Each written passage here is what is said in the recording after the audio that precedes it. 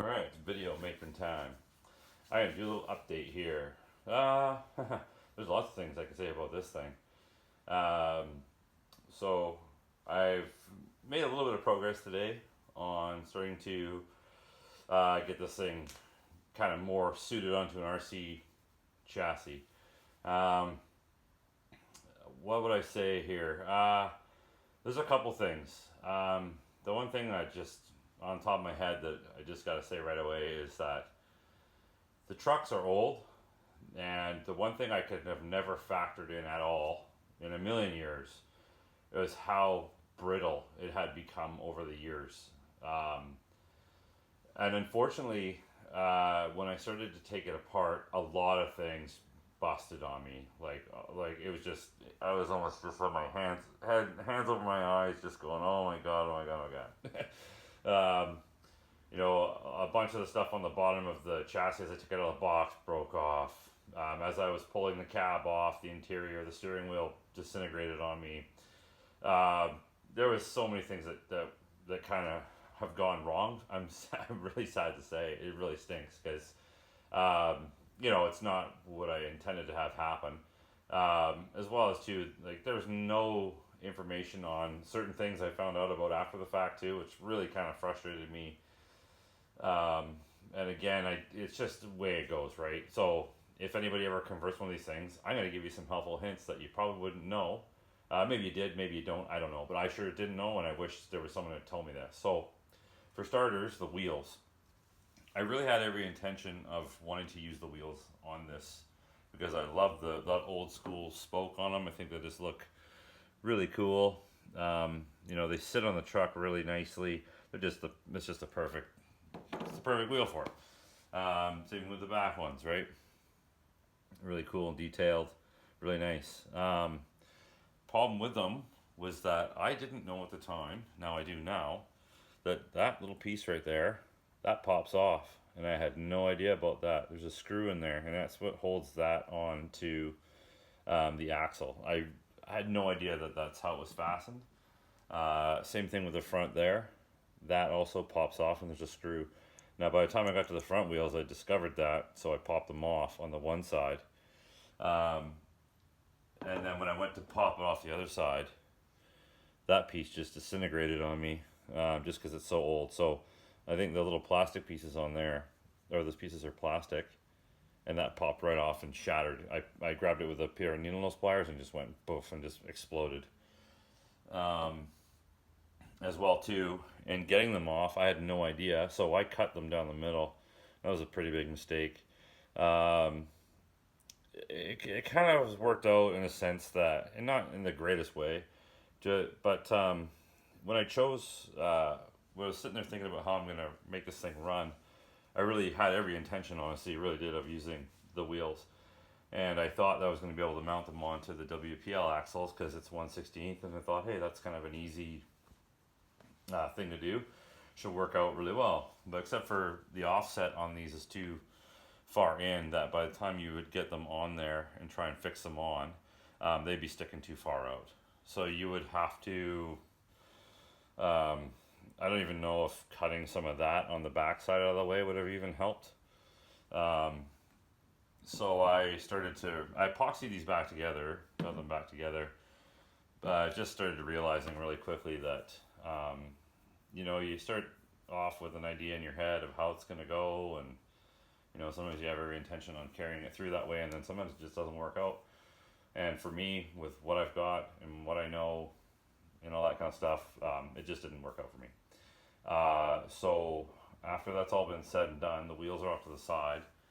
I have the box over on the side there with all the bits in it, and I had kind of a bit of a funky day about it yesterday because I was really upset, especially with buying the thing. It wasn't exactly cheap, and the problem with it too is, like, if you're American, you don't have to convert your money over, right? So you don't really ever think about that. But when you're in Canada and you want to buy something from the States, you gotta slap $30 on your dollar. So, and that adds up quickly. So it cost me a good penny, and I was pretty chapped when all of a sudden a bunch of stuff was just breaking on me and not working out. So I got pretty frustrated.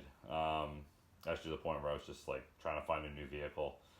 And I came back downstairs again this morning after I kind of regrouped with some stuff and looked at it, and I was like, it's really not what I intended it to be, but it doesn't look too bad, I think. And for the options that are out there for me, for wheels and stuff like that, these really, I feel, were the best choice.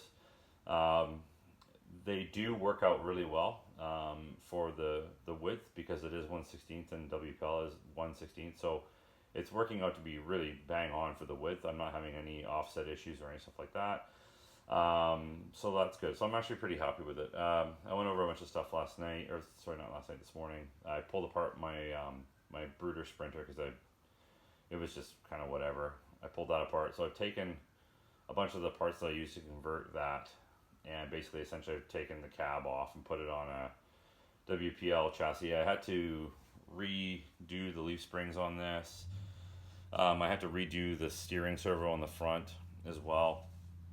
So I've been doing a few things. I'm gonna have to probably drop the motor low, because right now, as it stands, if I put it on here, it's sitting up on the motor, which is causing that to sit too high. So that sits really nicely on the frame rails right now, actually. So I'm gonna have to make a little mount to put the motor down below, and I'm also gonna have to do something to join these together. I've changed the wheelbase on it. Initially, the original wheelbase on it was um, it was 11 and 7/8 was the original wheelbase, and when I looked online, I found a truck that said it was 149 inches on this dump truck. I scaled that down to about 9 and 5/16, and it just didn't quite look right. So right now I'm kind of playing around with it, and I've got it roughly, it's got to go back a little tiny bit. I got it sitting about 9.5 inches, and I think it looks to be, let's try and see if I can lock that in a bit. Oops, that's a bit too far forward. So that's sitting at about, that's about 9.5.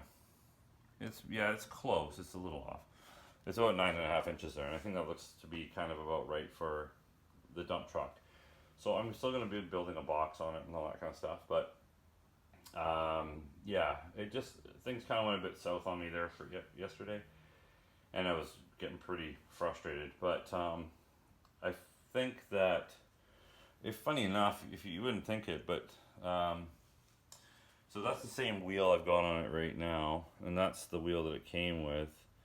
They are a bit smaller, but it's actually not as small as you'd think it would be. So they're actually not too bad, fairly close.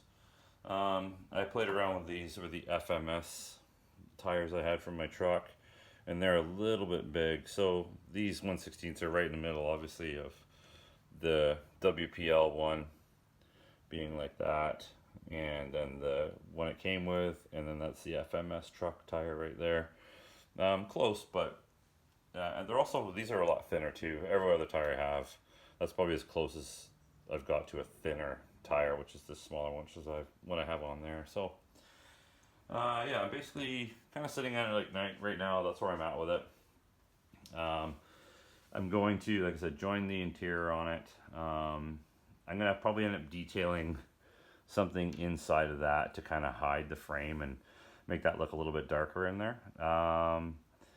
And then I'm also going to have to extend the drive shaft, but I've got some of that brass tubing, so I'm going to put a drive shaft on there, and I'm going to fix that so that I've got rear and front wheel power on this thing. And then it'll be a pretty capable truck, I think. And then once I get it just running, then the next thing will probably be, I might try and look at getting the interior back into it. I've got some electronics I got to hide in it as well. So I'll be doing that. But when I had this thing set up last time, I was just running one of these small little ESCs on it. So I might try that again, but I do have some other stuff too, and I kind of think that actually might, I think it's okay, but I think I actually might be a little bit underpowered for what I've got. I've got a really nice ESC over here. It's a Reedy, I can't remember what, SC400, and it's a really nice ESC. That's the one that I had in my Dodge Ram. So I might actually put that in there. Unfortunately, I'm not going to have any room to put like the detailed motor that it came with back and stuff like that, I think. So I'm just going to put all the electronics in the hood, close it up, and that'll be done with that. And then the next thing's going to be to build a box. Now, I went to my hobby shop the other day and I was going to build it out of metal, and I still want to. But the sheets that they had in there for soldering weren't exactly wide enough. So I might have to go to a different place in town here and see if I can get them to cut me a bigger piece. And then the pieces they had might work pretty nice for the side. So I still would like to make a metal box for it. So we'll see how that all works out. I'm also going to have to think about how I'm going to put an actuator in this as well. So first thing first is going to be get it running, and then secondly will be see about how I can get a dump box to function on that thing. I'm just a little concerned that it might be okay, but if I have to give myself some clearance for an actuator to sit in here, and I want to put like an L16 in, so I need a little bit of room. So I'll have to kind of think about how I'm going to incorporate that in design. Putting the motor down will definitely help. Might be able to fit it in there, and then hopefully I'm not going to catch this mount across here because that's what's holding this leaf spring up on it. So yeah, it's coming along, but that's what I got so far. I just thought I'd do an update on it because I have been working away on it here. But yeah, there's a couple things I just really didn't know about it, and I wish I had some info. So hopefully that can help someone else if they ever want to do a conversion on it. But I would say one thing is that even if you're looking at these things online, not that I think you're gonna buy one because they're insanely expensive. Like brand new, they're like $1,000. But if you're buying that, like I wouldn't. You take it out of the box, go for it. But the things are just getting old, so they're getting pretty brittle.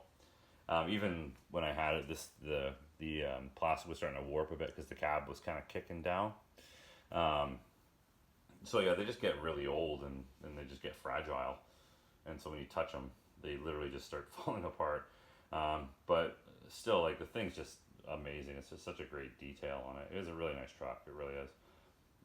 So that's what I'm going to be going with it. Give it a bit of a newer look on the wheels, which I think it looks not too bad, like I said. And should work out to be pretty good. But yeah, a little bit out of what I was hoping for. But I've adjusted my expectations and kind of sort of made some peace with that, and I think it's going to work out to be pretty good in the end, and it's going to scale off pretty nice with everything I've got going on here. So yeah, that's kind of where I'm at with it so far, and just I'd show off what I've done, and yeah, hopefully have some more in the next little while to show. So thanks for checking it out. Okay, bye.